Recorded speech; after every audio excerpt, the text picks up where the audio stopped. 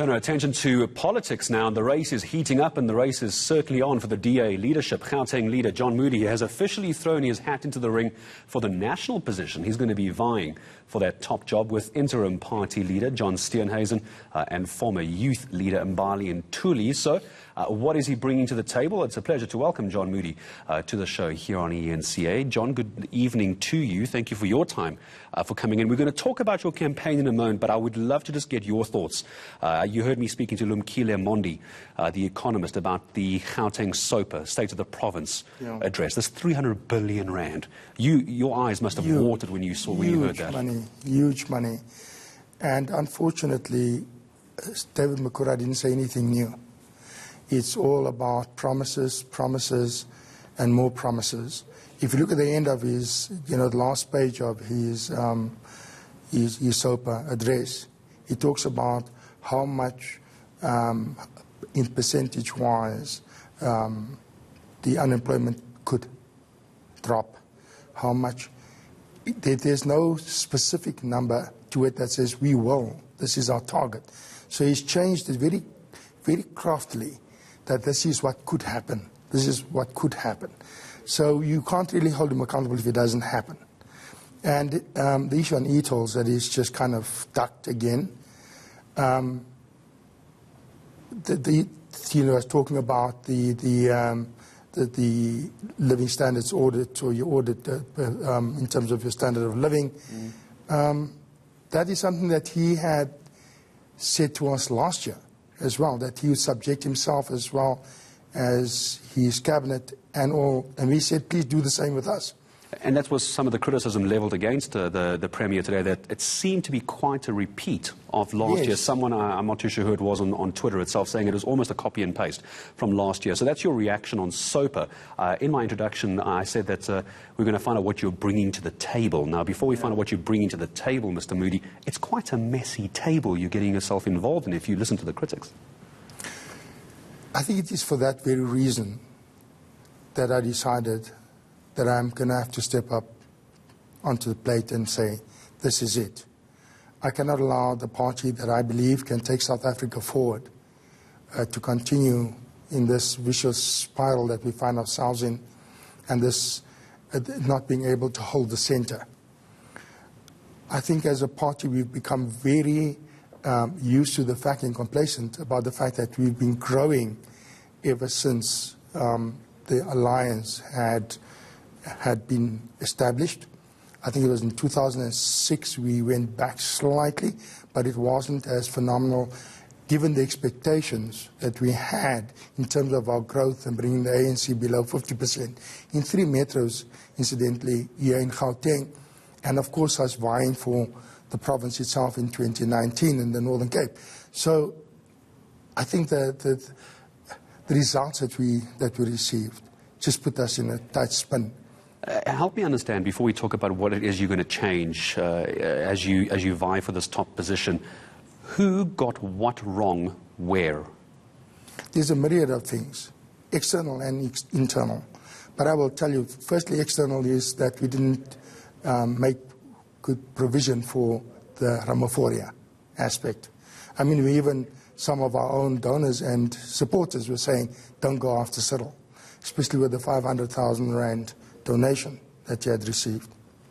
And then, of course, the other issue of the unnecessary racial tweets from senior members of the party, be it from the Verwoerd WhatsApp or Facebook posting and reposting, the colonialism tweet, the Ashwin Willemse response, the response to the farm worker that was put in a coffin.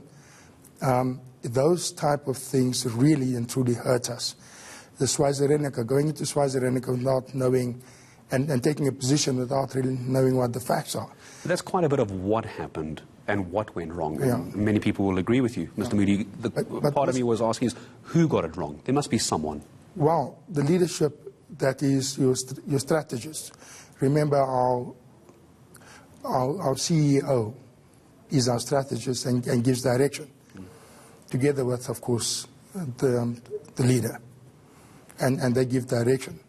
Now, we also had abandoned our tried and tested campaigning methods that I had instituted here in Gauteng, very successfully for 3 consecutive general elections, with the aim to take in Gauteng in 2019. We changed it completely. We took away the responsibility of campaigning and doing door-to-door and facing and convincing voters to vote for us and giving it to staff members. And we just broke our entire organization, which is from the branch level all the way up, and we call them campaign units, putting in staff members to do it. It just disillusioned our politicians, and it threw us in disarray. What's wrong with John Steenhuisen and Mbali and Thuli? Why shouldn't they get it? I'm not going to talk about them. I'm here to speak about myself. I'm here to promote myself. And I don't campaign by talking about other people's strengths or their weaknesses. I don't believe in campaigning that way. So I'm not going to answer that question for you. But you do have different views. I will talk about my views, and they can talk about their views. And what are yours? My views? What's your plan? In the next 2 minutes, what's your plan for the DA? Well, my plan for the DA, not just for the next 2 months, but the thing is that once I get into the seat, okay, but I will be telling the people now what I will be doing. The first thing is that we need to find ourselves. We need to find a common purpose and a common goal again. And we need to coalesce around what we have in common instead of what we have that causes us to differ on opinion and on certain things. And one of the core things that we differ on is the issue of race and redress. Now, you know, when you talk about redress, and is race still a proxy for redress? Well, I'll tell you, 36 years of my life I lived under an apartheid regime. And I was disadvantaged because of the color of my skin, because of my race.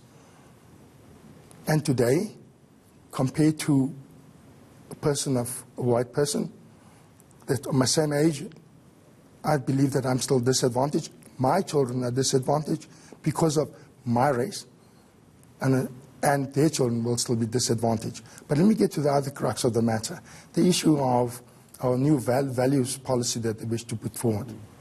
We want to duck around what race is.